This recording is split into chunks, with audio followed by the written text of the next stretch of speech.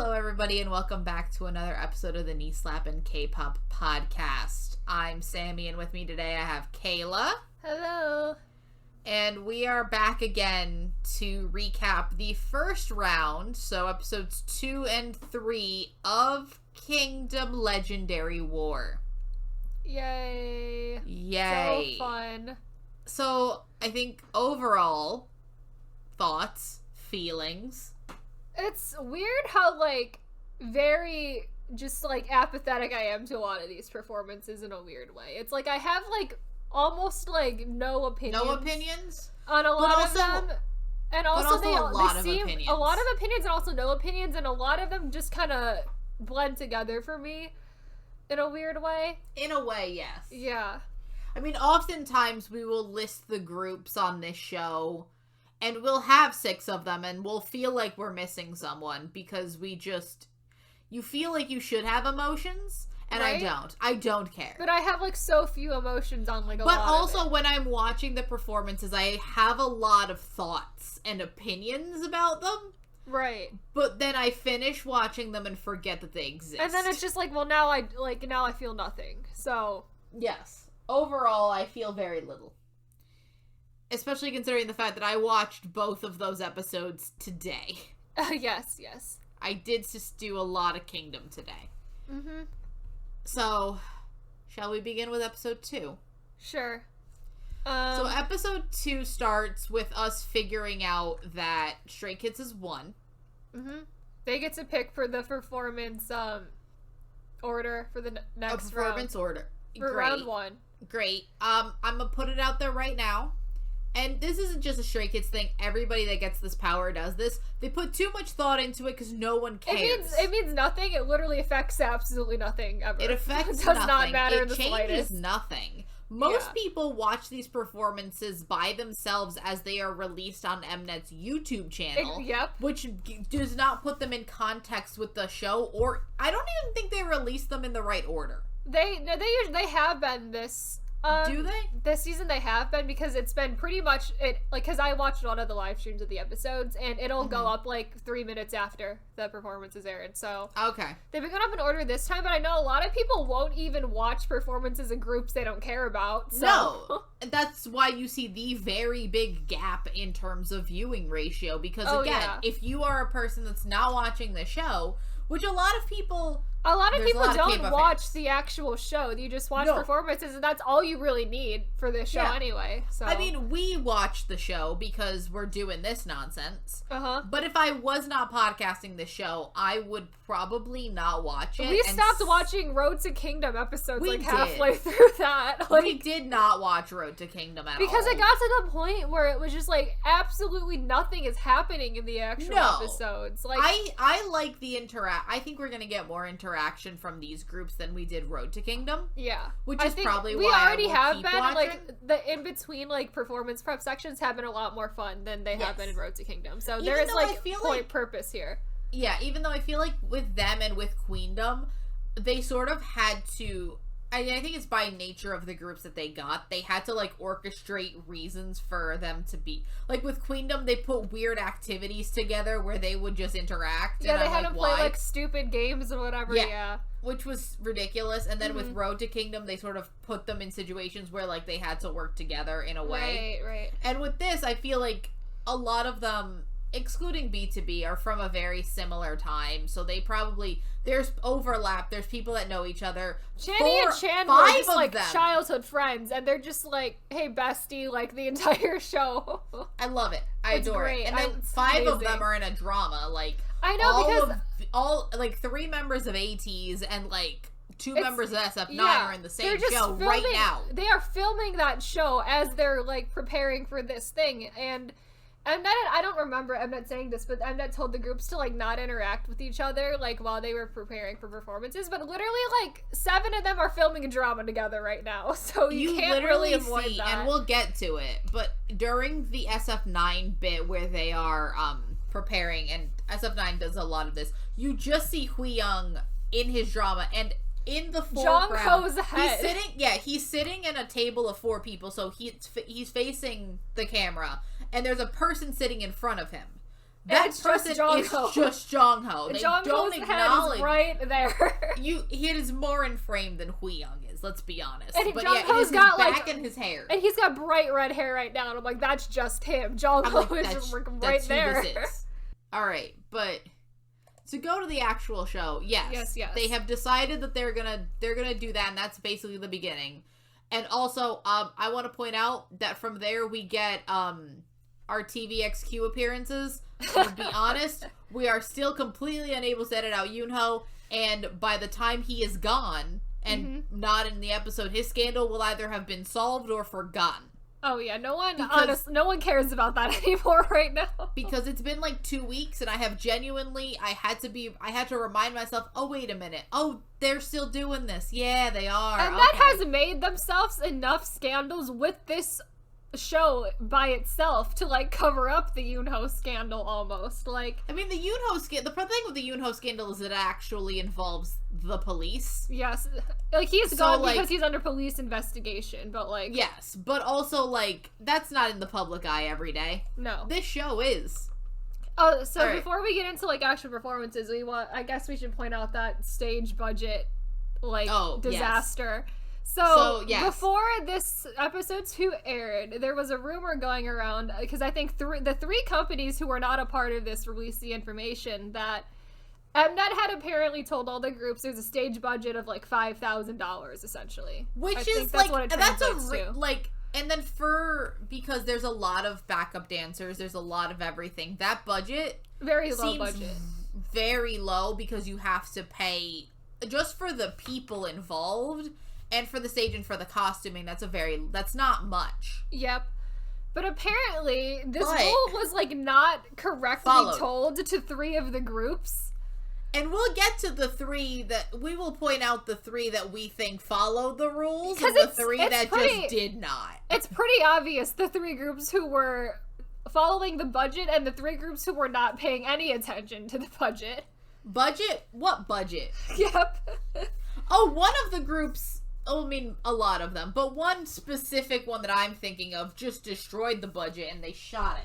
I know, and the thing with it was also, apparently, they tried to, like, find, like, loopholes in that, so they're like, oh, we have all of these set pieces left over from a concert and other stuff, we're just gonna reuse them, but those don't count towards the budget because we have them already. Yeah. And so, there was a lot of that. 3 groups in this round have very noticeably lower quality, like, stage props than 3 of the other groups. And, again, that has nothing to do with their performances. You can have a very less dramatic, like, less showy stage, yeah. Yes, and still have a great performance. And we did see that from some of those groups. We saw that a lot. And you can have a very expensive stage that you don't know what to do with. And you just can't utilize it correctly, yeah. Yes, and it's a mess.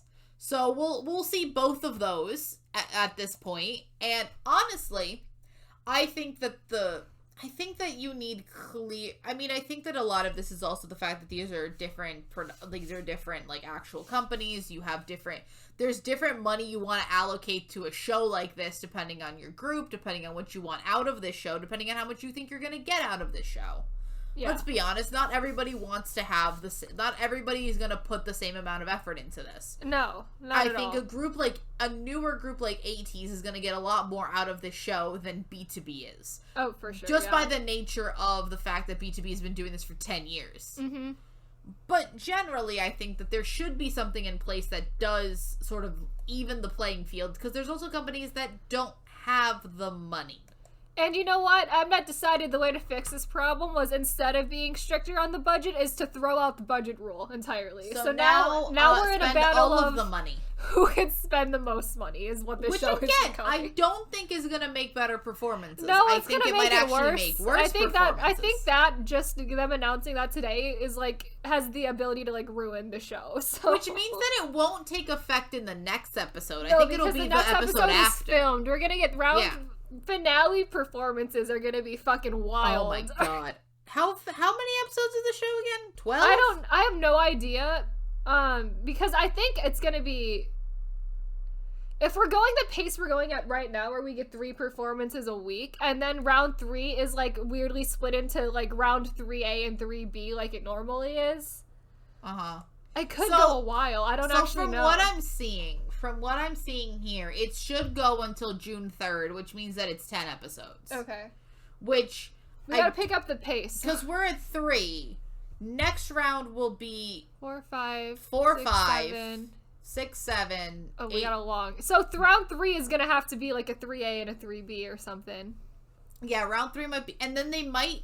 Could they just do one long finale? They might just do one long finale. I think they always do the finale as like one episode. Don't they? Yeah, I think so. Because the finale, I think they do a live finale or something. Oh, good lord.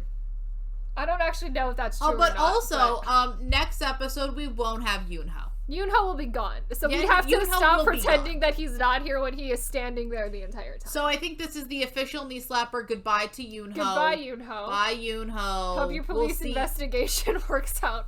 I hope things work out in Justice's favor. Let's put it that way. I'm not gonna defend. I don't know what's going. I'm not that well. I don't have no idea what's going on with that. I have no idea what's going on. So let's just go with I hope justice prevails. Yes. So. The first performance. The boys are so desperate that they are willing to drown themselves for this show. Literally. They've decided to take what were these photos? I don't actually know what these photos are for. Were they like actually like are in the performance at all? Yes. So there's all of the boys' like performance stuff that they're doing is them in a water tank, just sort of like taking underwater pictures. It's only 2 of them are in the underwater tank. Only 2 of them. Everyone else is just sitting there watching them. And like kind of telling them what to do. Yeah, I genuinely have no idea what this is for. They're not using the performance. I think it was incredibly... There is no water tank in the performance. This is the most unnecessary element of this performance they could have thought of. Like, they have one very nice looking underwater photo that does not show up in the performance. No. And they have like a 3-second clip at the beginning of someone underwater with like some fake chains. And I'm like, this was like so unnecessary for this entire performance. Like, you did not need to do that. My thing is, did they just maybe need something for the boys to do? Probably. Because everyone else sort of had something to do, and we'll get to everyone else's did they not have anything to do? I also have a lot of conspiracy theories about this show at this point. Go on. I think I want to hear all of them. So the boys knew they were going to be on this show since they won Road to Kingdom, which literally has been almost a year now. Yes. And I believe, like, 100% that they were preparing performances for Kingdom since they found out they were going to go on Kingdom. Oh, and Lord. Because the show got pushed back, they've had, like, almost a year to create performances. And so I think by the time they got around to filming this performance was probably already together. And they, like, had practiced it a lot. And they 100% knew what it was going to be already. So they didn't really need to practice all of that Right. And so we throw in this underwater part, and, like, that's the boys' contribution to the episode. I mean, you know what? I can believe it, because they're the only group that did not have to negotiate to go on this. They already knew they were going to be on this show. And so this is my other half, because this is like, that's half of the conspiracy theory. The other half of that is that, so I think everyone just put it out there now. Our 3 big budget, didn't pay attention to the budget groups were The Boys, Stray Kids, and ATEEZ. And guess who were the 3 groups first confirmed for Kingdom?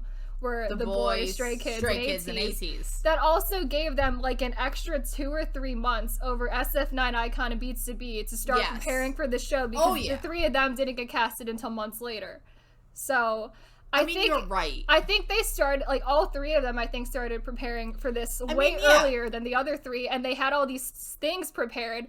And then if Mnet suddenly threw at them, here's your budget, and they're like, well, no, we have all this stuff already. We can't listen to your budget because it's already here. We already bought all the shit. Yeah. We're not gonna, like, get rid of the shit. Because they did have that Mama performance, and who knows how much earlier they had been cast for them to be able to do that Mama performance. I know, they probably were already, like, years, like, a couple weeks or months before that, yeah. Yeah, because that was only the official announcement.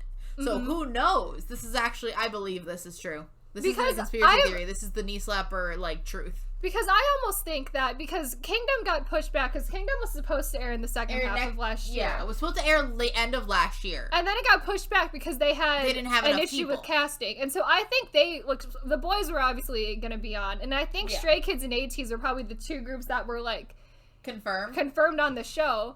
And then they're like, well, we have to pull 3 people out of somewhere. And so they went hardcore into negotiating like SF9 and Icon and B2B and all of them. And then Monsta X, I think they like put out a cancel called Monsta X, but they didn't want to do it. So, I mean, to be honest, this is more of our opinions on Monsta X as a group. I'm all content. That's fine. They don't need to be here. Mm-hmm. Like I'm genuinely fine with who we have. I enjoy who we have. Let's keep who we have.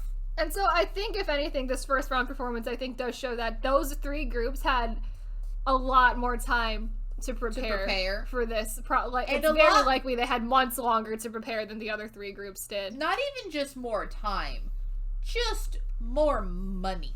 Oh, yeah. The sheer amount of money difference that they have in comparison to the other groups is incredible. It is ridiculous. So, to actually get into the boys' performance, yes. So, essentially, they're doing No Air. Mm-hmm.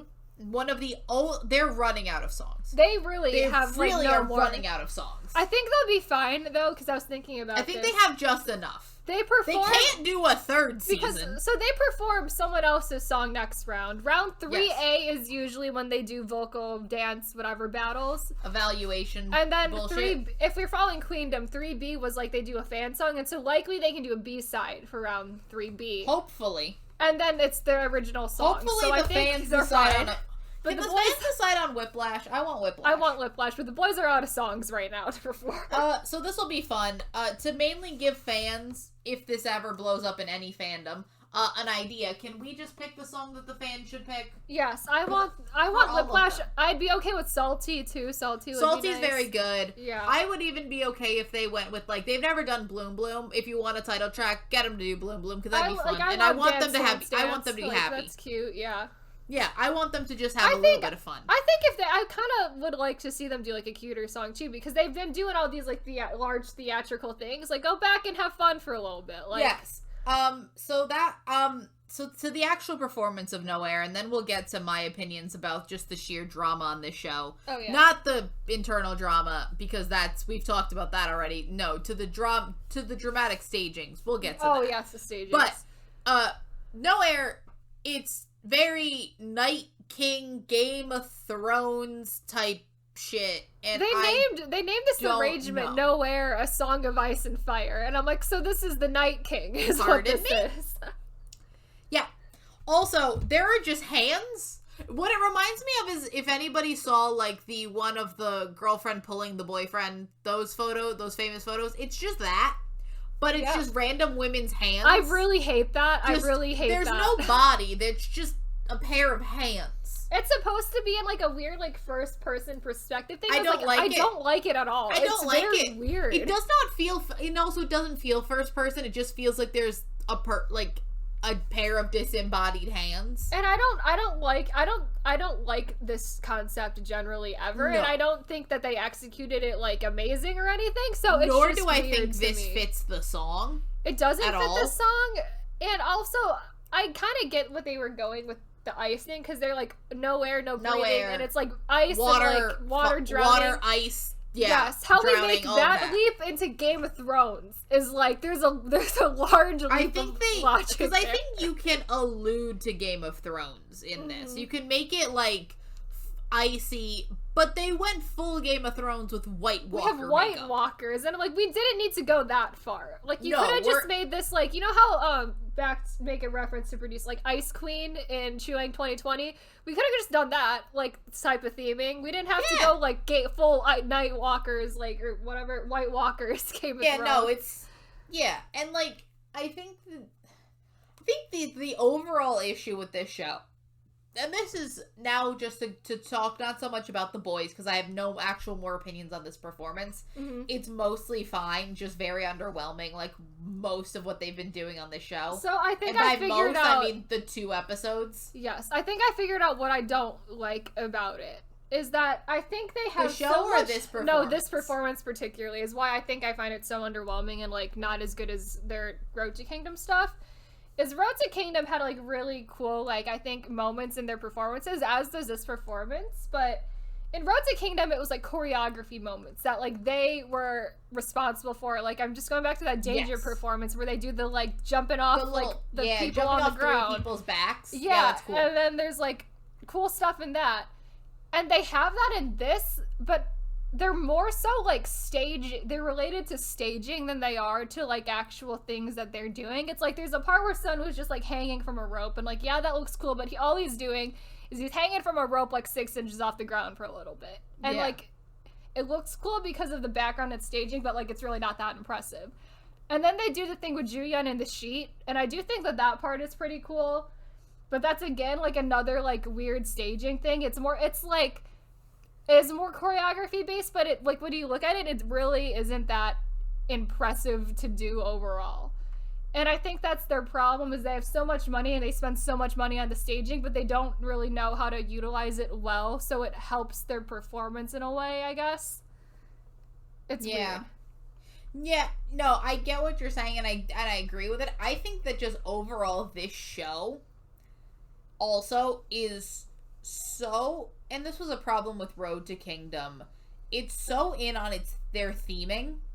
Oh, the themes, yeah. The themes are, I mean, I think we said the same thing in Road to Kingdom, where, like, everybody just were like, we're just picking themes and making songs. We're gonna pick a theme and a song, and we're gonna just, like, shove them together, yeah. Yeah, and I think this show is also doing the same thing, just with a higher budget. I think it's doing, and I think the higher budget is coming back to bite everybody. It's succeeding a little bit better at making the song and the theme fit. It's not like we're out here with Aladdin Go Go Baby again, we're just, like, what on earth are we doing with that? Or, like, Egyptian follow, yeah. Oh, so, like, God. We're not making, like, giant leaps of logic, so at least we're, like, making it more cohesive on this I still think so the far. cohesion could be better. It could be better. A lot better. A lot better, I think for sure. A lot of these songs have theming that you could do with them. I think they're just picking the wrong theming. Yeah. But, because I think they are starting with a song, and then unlike in Road to Kingdom, where a lot of the time I felt like, oh, we have these costumes, let's put a song to them. Mm-hmm. We have this theme, let's make a song fit this. I think that this is, you're starting with a song that you want to do and then going in a direction. I just think you're going too far. Yes. I think that, like, you gotta, like when you gone go, too like, far. no air, water, ice, drowning. Yeah, stop there. Ice. We don't need to go another step after that. The step of, okay, ice, Game of ice, Thrones. Game of Thrones. Yeah. You're going, like, 4 steps when you can wait. Yeah, you're going, like, 5 steps in logic when you need to go 3 steps in logic. And it's like, I get how they got there, because they're like, oh, Kingdom Throne, Game of Thrones, haha, how cute. But, like, we don't need that. And also, I genuinely think that this show is being bogged down by the idea that it all needs to relate to crowns and kingdom and royalty. Oh, I think that is bogging people. Oh my God. I think that there's very few performances that used it well. Most of them used it very poorly. Yeah. I think the like, you have things like the Checkmate performance did it well. I think that One Us did it well. I think for the most part, the crown motifs and the kingdom motifs just seem very derivative. Mm-hmm. Luckily, I feel like this season is using it a lot less than Road to Kingdom. It is, which I am very appreciative of, yes. I think the only people clinging to it is the boys, and I do still think that the boys were also using it a lot in their Road to Kingdom stuff. It was like, that was just they're just the clinging one line, to it still. And they won't let go of it. Like, we're still here doing it. Yeah.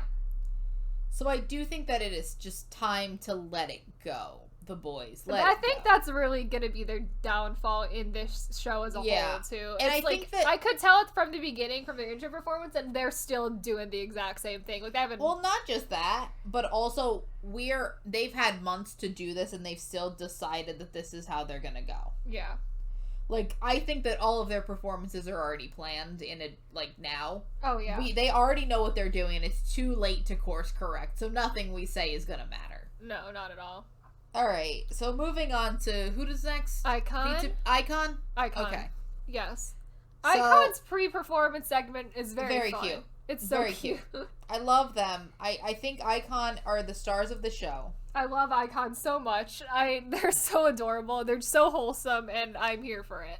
I also love that Icon are the wholesome ones. I know, it's like, that's not what I expected coming into this show, but they're just so wholesome and so nice and pleasant, and I enjoy it immensely. Instead of deciding to drown themselves for this show, they have decided that they're just going to call people. Yep. In that Also, we've learned that Icon has no friends. They don't have any friends, is what they have said. Well, we don't have any celebrity friends. They don't have any celebrity friends that I feel like they could call for this show. So they first called Channy. Because he's, I think, contractually obligated by Mnet to, and I mean, him and Channy and Chanwoo are very good friends, and Moonbin, just childhood friends. So I love it. I want Moonbin to make a cameo. Astro, do not go on this show. Astro, please. I say this every episode, but Astro do not go on this Kingdom show. Season 2, stay far away from that. Don't. No. But Moonbin, make a cameo with your friends and go meet, back up with, Changmin. The little mini TVXQ. Mini TVXQ reunion, cannot be there, unfortunately. Unfortunately, he can't be Neither can the rest of the old members Neither of can TVXQ. the other. JYJ also can't be there. Well, no, 2 members. Really, I would love if it is a 3. It could still be a mini reunion. It would just be only 3 of the 5. 3 of them. And the 2 that are missing are different 2 than you think because they are. I think Channy is he's the mini version of the JYJ one who is canceled. So that's unfortunate We for don't him. speak his name. Yeah. We don't speak his. We don't. He's a speak horrible his name human here. being. Don't look it up, everybody. He's terrible. Take our word for it. Yep. But yes, no. But they call up Channy. They call Channy. Channy tells them this to is perform my favorite Killing line. Me. Yeah. It's so funny. Yes, so Channy apparently wants them to do Killing Me. And why does he want them to do Killing Me? He wants them to do Killing Me because he listened to it a lot while he was filming Sky Castle, and it brought him a lot of comfort. I'm sorry, what? And then the members of Icons themselves were like, really? Killing Me. It brought you comfort. This brought, they were also, very confused. Are you okay? okay? Oh, I think you should, are you fine? Also, but, thinking about Sky Castle as a show, and also what Channy did in that show, I'm like, this actually does just go with my theory about Sky Castle. Oh, 100%. Because I have, and Kayla's heard it, and I might one day put it on if we ever do an episode on Sky Castle, which we might still do that. It depends if Dan wants to finish Sky Castle. Yes, but also I have a very fun new ending to Sky Castle that's better. I love Sky Castle. Sky Castle is absolutely incredible. Not saying I could make a better ending, but I have a very fun alternate ending to Sky Castle. Yes. But the show, Channy and Killing Me is a very fun connection with that. I know. And then, I think Bobby asked Channy, it was like, if we perform Killing Me, will you, give up on this show? And then Channy's like, yeah, I'll walk off the stage for a bit, I guess, or something. And I'm like, Channy, you shouldn't be making these promises right now. Channy, please stop. Channy, stop. For the sake of SF9, you can't be doing this. Channy, SF9 needs you. Yeah. SF9 is already in a time. So they call both 2 members of Winner that are still here. Who are, I think, contractually obligated to answer the phone because they're also YG people. Mina was, just gotten out of bed when they called him. Looks like a mess. And Mina is, Bobby calls him up, and he just, looks at, a disaster. Mina was just I have been... Also... That also makes me think, one, how early in the morning are they recording this? Or when the fuck does Mina wake up? I know. Is this 3 p.m.? Apparently. Or is this 5 a.m.? Who knows, honestly. It could be either. It could be either. But Mina recommends that they perform Love Scenario remix with Dumb and Dumber. Because of course. But he recommends they mix it with Dumb and Dumber, and I think Which that would have been idea. Really cool. That would have been a very cool remix.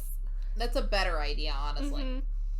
And then they call Sangyun, and Sangyun gives them some, like, really, like, horrible advice that seems like it's, like, an Mnet plant. Like, they told him to say this advice. Because it says, it's, like, very complimentary to, like, the show of Kingdom. And I'm like, you are not out here, like, actually saying that. Like, someone is forcing you to say that. Excuse you, sir. What are you doing? But they end up iKON ends up doing both Love Scenario and Killing Me. They don't do them together. It is essentially two separate performances. It is back to there back. is a transitional phrase, like there is a transitional bit, but also those two songs are both about breakups. Yes. Those two songs are very different types of breakups. They do like a decent job drawing the through line where it's like you're a love fool, and then it's like, and then it turns into like a darker like type of love breakup heartbreak feeling, and I'm like I get it, but it's also such a sharp transition just right in the middle and that I don't love. They don't do a good job of like actually mashing the songs up. It just is two separate songs. It's like each done in their own way. Personally, I like the love. I mean, I love Love Scenario. Love Scenario is one of my favorite K-pop songs. I think I like the Love Scenario part way more. I do, because Killing Me, it seems like it's just Killing Me. Like, they didn't do anything to it. They're just performing Killing Me with, like, a couple of, like, some fire in the background and some backup dancers, and that's all that half is. And turn the dramatics up to an 11 when it used to be. Like, Killing Me is already a dramatic song, but, like, you just crank that up to way higher. And the Love Scenario half is like, it's kind of like La La Land like esque, and I enjoyed it more because it was more fun. Yeah, because the thing with that is that Love Scenario, they're very different styles of breakups. Like Love Scenario is a very amicable breakup. Like, you know what, this relationship we lived, we loved, it didn't work out. Like and that's sort of the kind of vibe it goes off with. Whereas Killing Me is just like, I hate, like, very dramatic. I will do anything to get this girl back, but she doesn't. I'm like, what has happened? What has gone and what has happened? Because they usually will put up the remixes of these songs on Spotify. I hope that they do. But what will this remix be? This one I wouldn't listen to because it's just two separate songs back to back, and there's like really nothing that special about it, and it's just two very different songs, like, just put together. Yeah. Like, you don't really need... I would prefer them separate. Like, I would like the remix of the Love Scenario bit. But, like, I feel like when it gets to the Killing Me bit, I would just stop listening to it because it's a different song. Yeah. I think they wanted to perform Love Scenario because it is, like, their most popular song, but they also wanted to do something that wasn't as typical like that and do the darker stuff, but, like... I feel like for the performance to be more cohesive, they had to pick one. Like, you can't do both in the same performance. And I genuinely you have to pick fun or dramatic. Like, this performance is quite good. It is. Like, I do enjoy it overall. It's actually quite good. I do think it would be better if they had just put all of their energy into doing Love Scenario. Yeah. Because the thing with Love Scenario is Love Scenario will always be iKON's most iconic song. And I think that they both love and hate that. Because I would not say iKON is a one-hit wonder. Like, that's not what I would call iKON. But they do have one song that stands above all others. Oh, you know what? This reminds me. Is that when they were trying to pick a song, one of the songs they throw out is from, like, a song they performed on either Win or Mix and Match. And I was like, can you imagine if they came out and just did, like, Climax, like, part 2? They can't do Climax. And I was like, if those were songs that they just, like, threw out there, and I'm like, how, like, what? They could, like, that's, like, an option that could have happened here. I mean, here's the thing. iKON is very good at having one finale song on a show that makes me cry. Yes.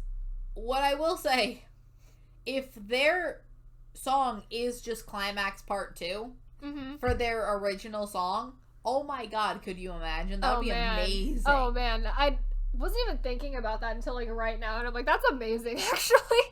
Like, we don't have B.I. to be, but I feel like Bobby could do it. Bobby could do it, oh yeah. Bobby could take the B.I. part and just go like off for like a minute. And that would be and then you just do the vocals, it's pretty. Oh my god, Climax is incredible, and I think they have it in them to do that again. They could. They like really it's could. Good. Yeah. Icon, do Climax Part 2 Let's for your go. original song. Yes. Icon is one of the groups that decided to take the budget. They listen to the budget. budget because they have about 3 props on the set. And they're not even complicated props. They're very simple. They've got props. like 2 staircases, maybe only 1 staircase, like a street lamp, and then a thing that has fire in the background. Yep. And that's they got a couple. That's they have about like it. 20 backup dancers who like have some umbrellas. And that's all that it is. That's all they got. They spent most of the money on the backup dancers. Oh, while we're talking about this, I want to talk about like the actual like the stage layout, because the stage layout is very bizarre. So here's the thing. With the first 3 groups, the stage layout... Do you want to do the stage layout before we do the next 3? Because I think B2B doesn't use the stage layout. B2B doesn't use stage layout, really. So let's just get through B2B. So that's really everything I have for Icon. Mm-hmm. So then B2B goes on, and they're just chilling in Eunkwang's apartment. Yeah, because everyone else is in like their agency building, but B2B just meets up in Eunkwang's apartment. They're just like sitting on the floor of his living room and eating like pizza and pasta and wings. It's like when this segment came on, it was like, I'm watching a different show right now. I'm watching Eunkwang and like I Live Alone. Like this is what we're doing. Because Eunkwang gives us a tour of his living room and his plants, and I'm like, okay. And they have like all of the cameras set up in his apartment as if like we're just gonna film him living here for a little bit. Yeah, as if like we are just in like I Live Alone or like just these random idol reality shows. Just like, great, no, where's this like, oh, you're just gonna see his like dog wander in, and I'm like, cool, I don't care. Mm-hmm. Like, I do care. He has a pretty decent apartment. I always love the fact that a lot of idols... I will say, his apartment, unlike a bunch of the other ones, because we were talking about this the other day, I have this theory that a lot of idol apartments just are not furnished because they don't have time, don't live there, and don't have enough money to furnish their apartments.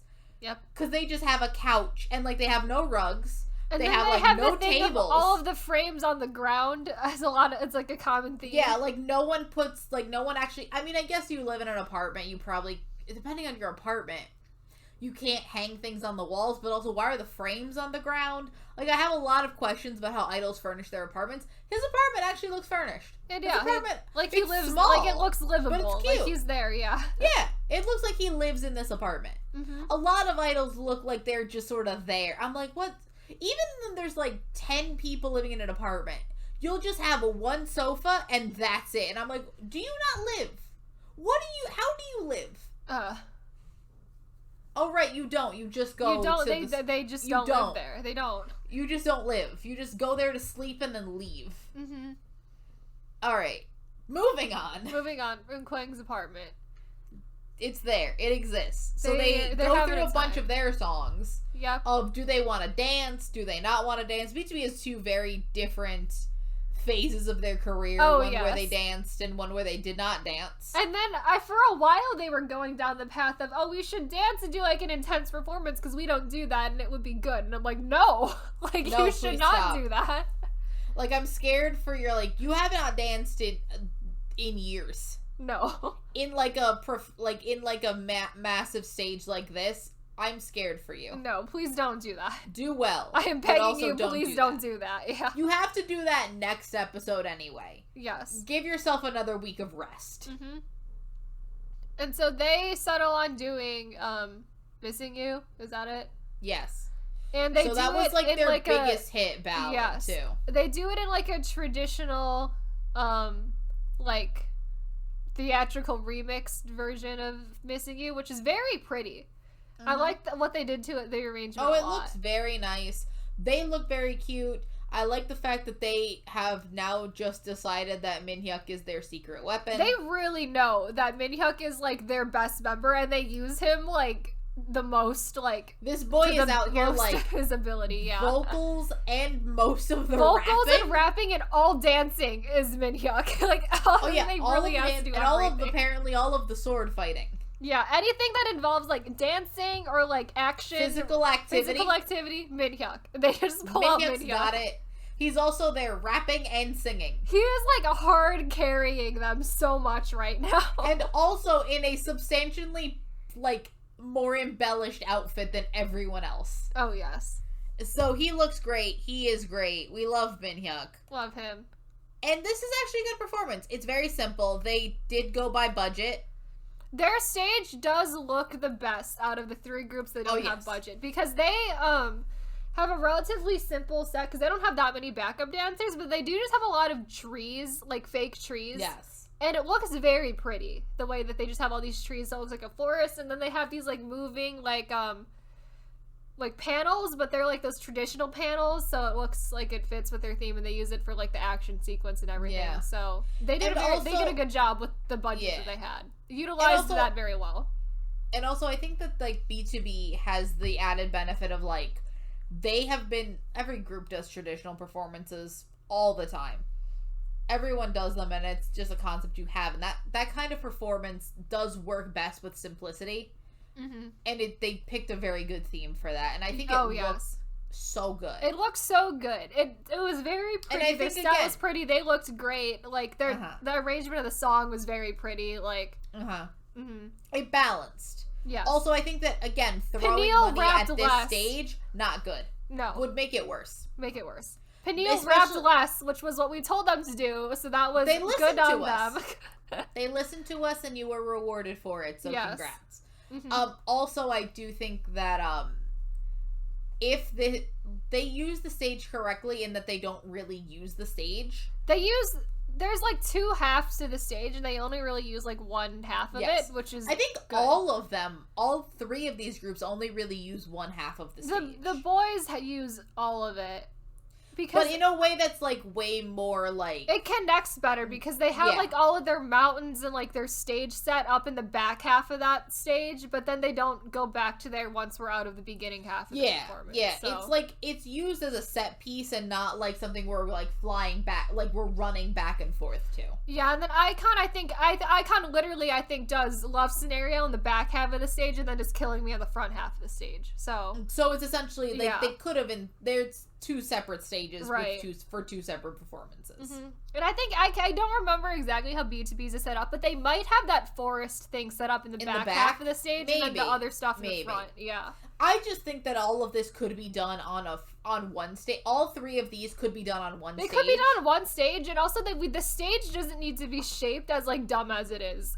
No. So I think for the next three groups, we do have to set the stage for how this stage is set up, and I did not mean to say stage so many times. It's fine. But so we have that giant like the road stage where that's it's like just one vertical like a long vertical rectangle. Yeah, that's the main stage. That's where most of everything happens. And then so behind that, it's there's like another stage. There's another stage. It comes off of like the like longer part of the road rectangle is just like another like rectangular stage. And that like can be like blocked off or like opened up, because they do block that off. And I think that is sort of where you always see fucking Changmin and the weird shadow of Yoonho appear from. If you go behind that wall, there's another stage. Yeah. Or I think they do the performance. I think they do that in the back, because the back half is the Road to Kingdom like rectangle stage. Is that the back? And I think that's the back, and then the front.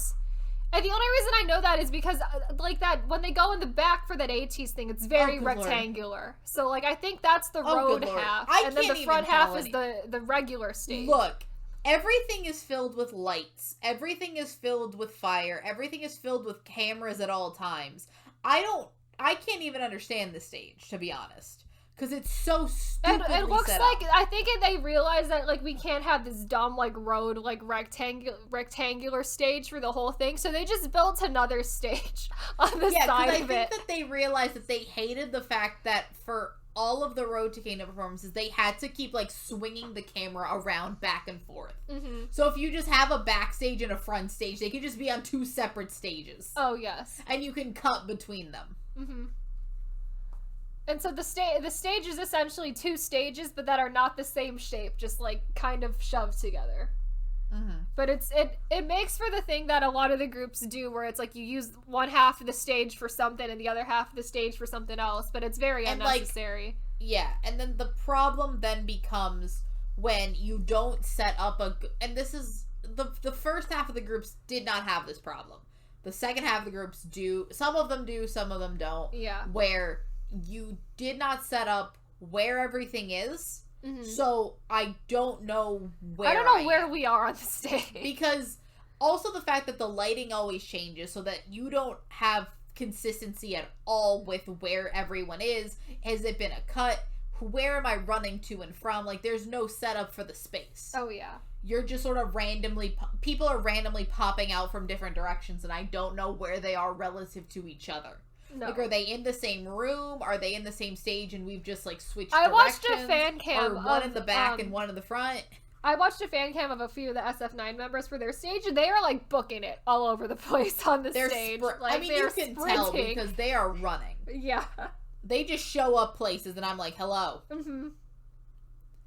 Alright, so that was episode 2. That was episode 2. So episode 3 begins, and Stray Kids is going to perform. Great. And Stray Kids is, like, performance prep. Is them having, like, a meeting with the JYP executives? Yes. And we have, like, all of these people who are, like, on the team that, like, JYP has for Stray Kids to, like, produce their music and their performances. And then they have, like, 8 people in the room with them, and then, like, another 5 people on a Zoom call. Like, it's very odd. There's all of them are wearing masks. Even the people on the Zoom call are also wearing masks. Like, what is happening? Like, you are and also, like, I feel like no one wants their identity known, so they're just like, everyone wear masks. Except for the members of Stray Kids. Oh, and I'm just like, they say they want to do side effects and God's Menu. Yeah.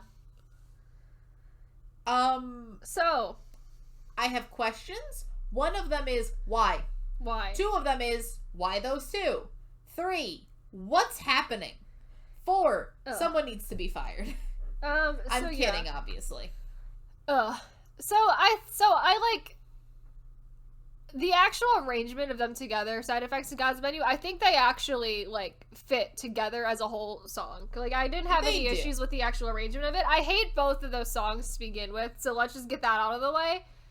But I didn't think it was... I do like the remix better, where they kind of are, like, they fit as a full song, rather than the Icon, like, we're just gonna do 2 songs back to back. At least they make a cohesive song together, which is fine. Yes. I just happen to hate both I don't particularly like... in the remix.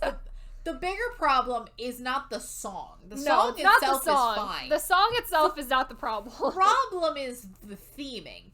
This is really where I think the I dramatics of this show are its downfall, because this does not work with this song. The theming is, I don't understand the theme at all, is the theme. Like, they say a thing, Felix comes up with this thing about, if you take evil and you spell it backwards, it says live. And I'm like, cool, that's great and everything, but, like, what are we doing with that? And how does it match the performance I just watched at all? And so the weird thing that they have decided to come up with is that the devil is in Side Effects. Okay, I did not know what that song was about. No. And then also that God's Menu is from their Go Live album. One, I thought it was Go Live and not Go Live. I know. It's like, we're really stretching it here. Because Go Live does not make grammatical sense, and Go Live does. Live, and it's like, now we're like just... But also, are you saying that spelling evil backwards is live? Right. Which is not make any sense. None of this makes... But none also, of it makes God's any Menu sense. God's Menu is also not about evil. It is about either looking being like a chef on a 5-star Michelin. Looking like a chef on a 5-star Michelin. Also, how the hell do you get 5 Michelin stars? I've already complained about the 5-star Michelin. But I want to keep doing it. Also, like, I think that this is where you go 8 steps to, like, they're bending over backwards. This is to make like, it's like the logic is like, it does not add up here. Yes, I think that they wanted to do a fun, like, creepy, evil, good and evil performance. But no Stray Kids songs. Hellevator! So you know what? The woman, one of the JYP executives says that they thought about mixing up God's Menu with Hellevator. And I'm like, maybe better. Maybe that's better. Or you do Side Effects with Hellevator. Or just something. Hellevator fits the theme. You do something with Hellevator, so much and Hellevator, better. you at least have Hellevator. Yeah. And then we got Elevator that. fits Then the we theme got better. the devil. The devil is in the performance devil is here. now. And it's like I watched this performance multiple times now, and I'm like, I don't understand the concept. Like, it's like I can't I literally just listen to them explain what they want to do, and I'm watching this performance, and I'm like, these don't I can't. My brain can't connect the two of them together. It doesn't make any sense. I also think the performance is hard carried by the backup dancers in this whole thing.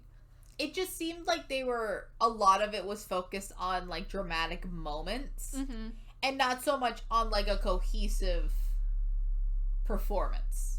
No, you had the bell. You had, like... it just seemed like a whole lot of ideas thrown together. And I think that they could have simplified... I think you need to step back and simplify a little bit. Yeah. Because it just seemed like a lot. It's, like, they also had, like... There were 2 points in the song where, like, the God's Menu chorus drops, and I think that's probably, like, where you need to have some, like, big, dramatic, like, choreography moment. And the 2 things that they do at that point in time are, like, the least impressive moments of the whole performance. Because the first one, they're standing on that ledge and doing the choreography, but they're only doing it with their arms because they're up on a ledge. And so it looks a lot less impressive. Mm-hmm. Generally. And then the other one, they're doing this weird thing where they have, like, the people in front of them tied to, like, the red, like, fabric, and that also doesn't look that impressive. And I'm like, these are the 2 moments where I should be, like, hyped in the song, and I'm, like, not hyped at all. No. It just seemed like too much was happening, and it did not need to be, like, this insane. Mm-hmm. It is. I don't know. It was bad. It was bad. I think it is really the theming is what killed it generally. Because the actual performance itself is not... The song itself is actually... Those songs surprisingly fit together better than I expected. Because if you told me that we were going to do side they effects did actually and fit God's together Menu, okay, yeah. They don't seem like 2 songs that you could put together. Mm-hmm. But they did, and they did that well. I think that everything around the song that's is like the like high thing I can give the performance is that their arrangement of those 2 songs together, like, very good. Like, yes. Good. And the so theming, then we get someone that actually knew how to use their money and used all of their money correctly. We get ATEEZ. ATEEZ, yes. So ATEEZ is basically just showing that Hong Jung is a leader. Uh-huh. Yay for leaders. He goes into the studio to work on it and then just sleeps there. Doesn't leave. Because he has to finish it, so he just sleeps there. Yeah, he just does not leave. Mm-hmm. And they don't really have much of a pre-performance thing. I think that ATEEZ are just very, like, they just want to come here, do their job, and leave. Yeah, they don't really show much of, like, anything interesting there. What they did do is they went full in on the pirates on this performance. I mean, we're going again full pirate theme, which I kind of love. What I find really funny is that they went in on the pirates on their intro performance, ranked in, like, 5th place, and then, like, we're like, okay, but, like, let's try it again, and, like, it could have gone horribly, but they did it again, and, like, this is, like, the absolute, like, best thing they could have ever done with this performance. Like, it's amazing. Like, every part of it is great. Yeah, no, it's absolutely incredible. Like, they make use of the theme so well. Of, like, the front bit of the stage is just a pirate, the pirate ship. Pirate ship, yeah. Yeah, and then, like, you go through the backstage, and, like, you go through the beginning, and it looks like just essentially the inside of a ship. And then you come back out and you do the whole thing, and then they go back into it, and you get the showstopper there.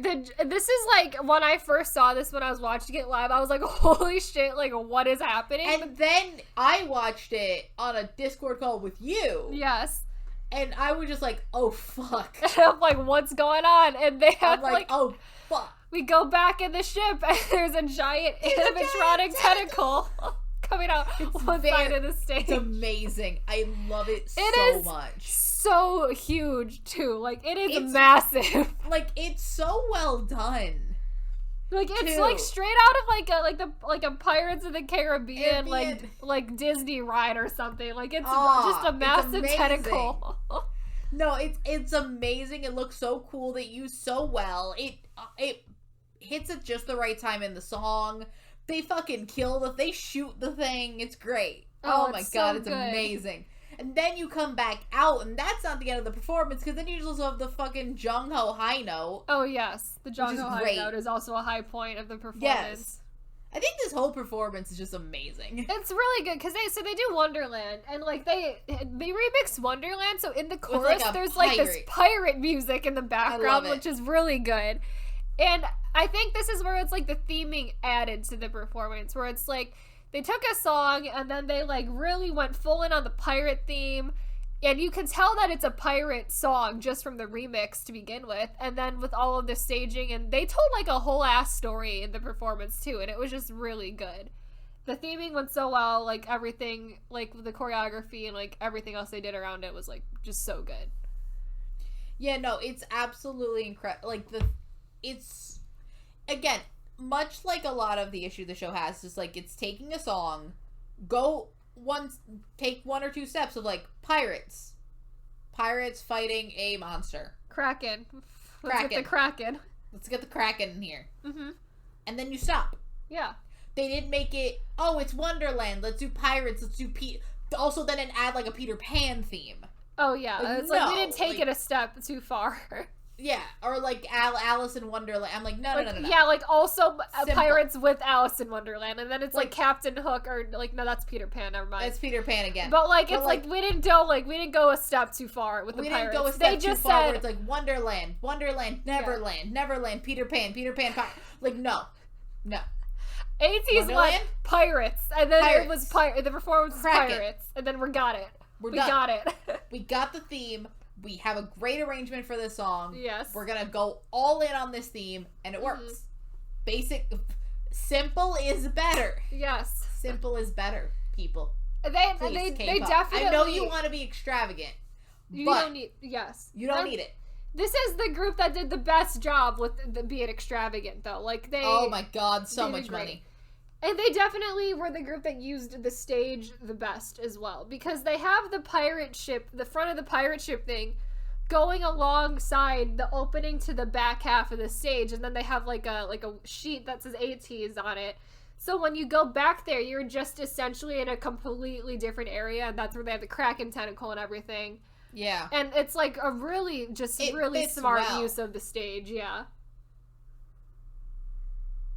Yeah, no, I loved everything about this. I think that, generally this group knew how to use the stage, how to use their money. I mean, they went so over budget, it's incredible. They went very over budget with the money, like, oh my beyond way over the budget, yeah.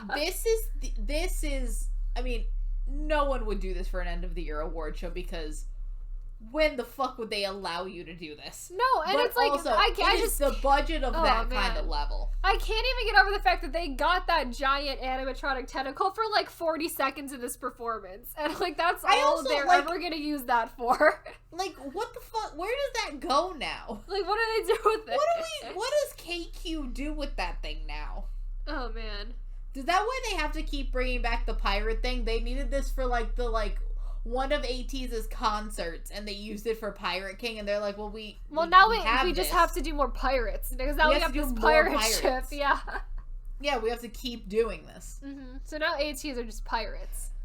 Apparently. I'll take it. It's unique. They're doing a great job with it, so like, they're very colorful rogues, and I love it. Yes. So, then we have SF9. Last group to perform. The last group. I'm very sad, just generally, the whole time. Just generally with SF9. Generally very, very sad. But also SF9 thriving in their own right. Yeah, so SF9, as they have said previously in the show, like, has so many individual activities that they cannot practice together. So the way they, like, shot the first half of this performance prep is they go through, like, a day of just, like, what they're doing, and, like, Youngbin and Taeyang are there sitting with the choreographer talking about what they need to do in the performance. And then you see Channy's off emceeing music core and talking to his friends. Dahl wants something to drama, Hui Young something to drama, In Song's doing a musical. And then you, like, we'll cut back to Youngbin and Taeyang, and, like, then we have Zuho there. Zuho comes in for a little bit, practices choreography. We cut back to them. Zuho is gone. Jaeyoon is there. And then we cut back at a different point of the day, and we have Jaeyoon and, like, Channy and Hweyoung all there, and I'm like, so they're never all together at the same time. Like, not anymore. Never. Never. It's honestly just such an interesting mindset that SF9 has so many individual activities, more so than I feel like any other group in this show. It's like really, I think every single one of them, because I feel like they are not like this all the time. Like, they caught them at a very bad time. Like, well, yeah, no, they all have very individual activities, but they will come together and have nothing going on for their comeback. But they're not having a comeback right now. No, they're doing this show. Everyone's filming a music, like a half of them are filming a drama, In-sung's in a musical, and it's just like poor In-sung's got to do a musical every night and also come back to this fucking shit in the morning. I'm poor In-sung, man. Then you have Jaeyoon almost killing a person. Jaeyoon is having such a rough time this episode. Like, he's going through the ringer. Like, he's having such a horrible time. I feel so bad for him. And it's like he volunteered to do a lot of the more difficult choreography elements because everyone else was so busy. Multiple reasons. Everyone else was so busy and didn't have as much time to dedicate to it. And also, Jaeyoon is not, because SF9 are a big group. They're tall. They are very tall. They are, and they will not stop talking about how tall they are ever. No, they won't, and it's continued to be a thing, and it will continue to be a thing. Right as they're right as they're getting mic'd to the stage, Changmin like walks by the hallway and is like, "Wow, this is unfair. You're so tall." And I'm like, "Oh, we're still doing this. Like, this is just a constant." Changmin, we know you talked about this for like an hour last week. We got it. We got it.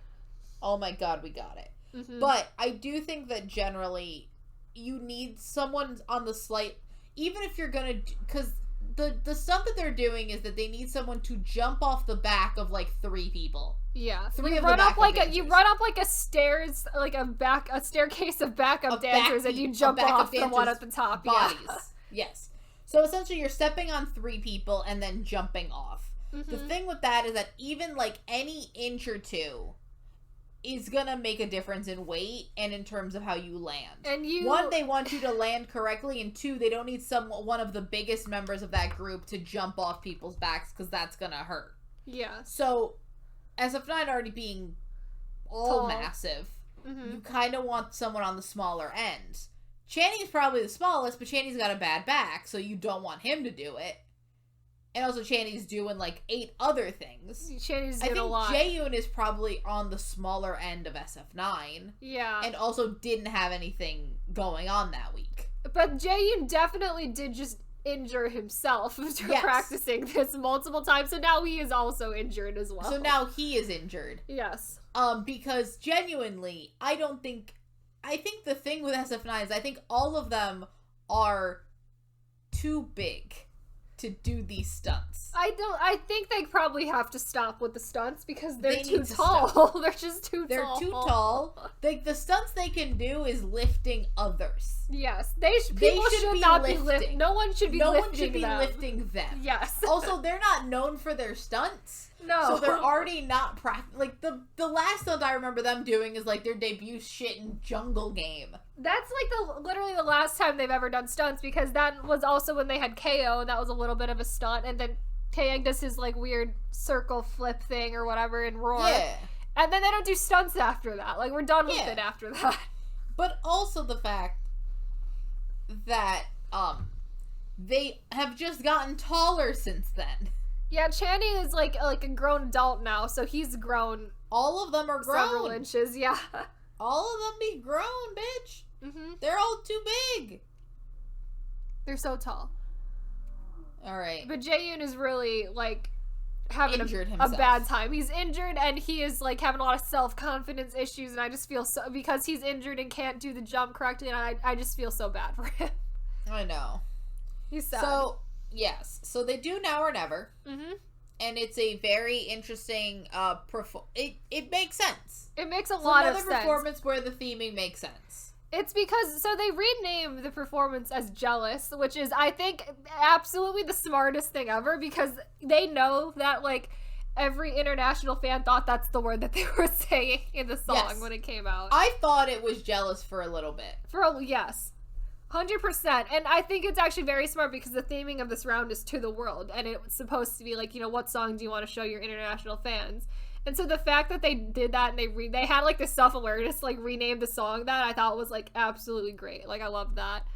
But like Now or Never is a song about like a jealous like obsession. And that's sort of what they did with the performance is they made it like they like went into the jealousy element and went into like almost like serial killer-esque, which was very kind of cool. And it makes a lot of sense. The remix they did is very like a string heavy remix, which I like. If any remix has strings in it, like there's like an exponential chance that I'll like it even more. So yeah, I do think that it was very good. Mm-hmm. And I think that it's logical progressions. And again, this is a stage that was very, very good. One of the best stages of this round. And it had no money. They had no money. Not no money, but they went right after ATEEZ with their pirate ship and their animatronic tentacle. And SF9 is here with like backup dancers literally just wearing black shirts. And then about like 8 like mirrors on wheels. Like that's all they got. Yes. I do think they utilize their sliding. I don't think they're mirrors. I think they're like these weird plastic panels that, depending on where the light hits them, they either act like a mirror or you can see directly through them. Yeah, it's a very good effect though. It's very cool because there's that one moment where the lights cut out and you see the mirrors, but then Channy's on the other side and he has his dance break and everything, and it's a very cool moment. I will say, because I complained about the Channy Youngbin dance break in their intro performance, this Channy dance break, a good dance break. So Channy did a great job in this one. Yay, Channy. They utilized him better. Also, this whole performance just made me realize how much I need Channy to just like play a serial killer in a drama now. He needs to just do like, he just needs to become you can't Dio. take the roles that Dio is not here Channy has to take. to become Dio, is essentially what I want. I don't think like their performance was like, executed to perfection. But I do appreciate that all of the theming makes sense. Like, the song arrangement was good. Like, their performance, like, was not bad by any means at all. It's just, I think they needed to cut out about, like, 15 of the backup dancers and then, like, not have Jaeyoon jump off of a stack of people. And the performance is probably a little better. Yeah, probably for the best. Mm-hmm. But, overall, very good. It's very good. They did a good job. So that was the last one. Mm-hmm. And so then we get the reveal for professional and self-evaluation. They do the professional evaluation first, which is a different ranking. I don't actually remember exactly what it is. I know iKON and BTOB were tied for last. SF9 was in 4th, and then there was some version of the boy Stray Kids and ATEEZ in 1st, 2nd, and 3rd, but I don't remember exactly the order. I think ATEEZ was first. I think it was ATEEZ, the boys Stray Kids. I don't remember entirely. Something of that nature. We're gonna go with that. So, and then this is just overall, right? Yeah. So the self-evaluation is each of the groups gets to pick their top 3 favorite performances amongst themselves. Yes. So overall, right now, it is ATEEZ in 1st, then Stray Kids, then the boys, then BTOB, then iKON, then SF9, and this is wrong. And SF9 is so far behind, like, this everybody is incorrect. else. SF9 gets 0 points off of self-evaluation because not a single other group voted for them. And I am sad. This was the saddest thing I've ever seen because InSong's confessional after this reveal is, like, so depressing and sad because they were, like, they went out and they gave, like, they're all on that stage. They didn't have a lot of time for prep for it, and they're just like, did they really and InSong was like, did they really see that stage and think, wow, this is so unimpressive and we're so unimpressed and you're like really bad? And it was just so sad. Like, I feel so sad for them. Yeah, no, it's so, like, depressing. And they don't deserve it. They don't. It's really sad. We have decided to do what we did last week and rank these groups out of 10.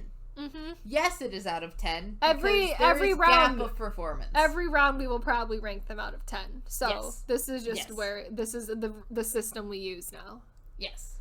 So in first place, Well, do you want to start with first or do you want to start with 10? Let's start with 10. Okay. So in 10th place, we have Stray Kids. Stray Kids in 10th, yep. Get better theming. The theming. We have to we gotta figure out the theming, because the theming right now is not working. Yep. In 9th place, we have The Boys. Also, get better theming. Get better with the theming. Yeah, that's the main problem with those two. Yep. In 8th place, we have No One. In Nobody? 7th place, we have Icon. Icon. Honestly, if they would have gone all in on a Love Scenario performance, probably would have been higher. They gotta pick a song. We can't do two completely different songs. Because the thing is, I have no... Like, both of those songs, individually, I have no complaints about. No. Together, somehow they didn't work. They just don't need to be back to back, like completely different performances. Like you have to pick one. Like you can't have both here. You need to pick one. Yep. In 6th we have B2B. Good. Solid B2B performance. Solid. Mm-hmm. In 5th we have No One. Yep. In 4th we have SF9. SF9, great theming. Great theming. Great theming, great song choice. Generally everything worked together well. Yes. I have no complaints. You're doing great, sweetie. Keep it up. Much better than last week. So much better. It was like, it took me a while because I watched the performances multiple times, and I think I liked SF9's more the more that I watched it. Like it was, I like appreciated more what they were doing than I think the more that I looked at it. So good job. I like that a lot. And then 3rd we have No One. 2nd we have No One. Then we have number 1 ATEEZ, because of course it is. Of course it is. And this is not helping the fact that people think that we are ATEEZ stands here. But here we are. But it was very good. Like it's like so I mean good. it's not even a question that they were in first, and they were in first by like a decent amount from everybody else. Mm-hmm. It's great. Mm-hmm. No, it's incredible. It's amazing. I have no complaints. Change nothing. Keep doing this and change nothing. Yeah, and the fact this is a round 1 performance too, and it was already like where this is the level we're at. Like it was. It was great. This is way more intense than the like finale rounds. I know. It's like these could have every one of these performances could have just been a finale round, and like it would have been fine. Yeah. Yeah, and that would have been acceptable. Mhm. But overall, this show is happening. I don't know where we go from here. Well, next round... Where do we go from here? I don't know where we go. Next round is the round where we cover each other's songs, and that's always a fun round. I mean, I'm excited for that round. That round is very fun. I am excited for that round. It's maybe my favorite round of the show. Mm-hmm. I'm very sad they didn't do it on Road to Kingdom, but I'm glad that we're bringing it back. Yes, I'm very nervous about the budgets. Because if we just realize that this is the budget... Now that you don't have a budget, now that we've thrown away the budget, now we're just throwing money at them. So now we just literally throw. We're throwing away money Money essentially. in the air at this point. Yep. Put literal actual money in one of those money guns and just throw it at things. Will that somehow throwing money at things is making it worse? It somehow. You'd think it'd make it better, but it doesn't. It doesn't. It's like the money is what's ruining it right now. Yep. Never would I thought I would asking a show to have less budget, but money. Here we are. Here we are. I feel like lower budgets spark more creativity. They do. Because I keep, like, this is the thing I go back to all the time, is I keep going back to the Boys' Danger performance, which is their, like, lowest budget performance, and it was so good. Yeah. Honestly, I'm tired. I'm tired. I'm already tired. It's round 1. We got 3 more rounds left of this show. Alright. So that was the episode, guys. That was Kingdom, round 1, episodes 2 and 3. Episode 2 and 3. We're done. We're done. We're done. Yeah. I'm tired. We'll be back in like 2 more weeks. Maybe a little bit after 2 weeks. I don't actually know how it'll... Because I think I think we have an episode scheduled from 2 weeks from now that has to go up on that day. So true. We'll see. We'll figure it out. We'll be back we'll be back with Kingdom at some point in time, and maybe it'll just drop on a random day of the week. Yeah, maybe this will drop on a random day. It might drop on like it might drop on like a Monday or something. We'll see. Yeah, we'll see what happens. But overall, this has been our episode on Kingdom Round 1. If you want to follow us on any of the socials, we have Twitter, our Instagram. Yep. All that's linked somewhere. Yep. In the description.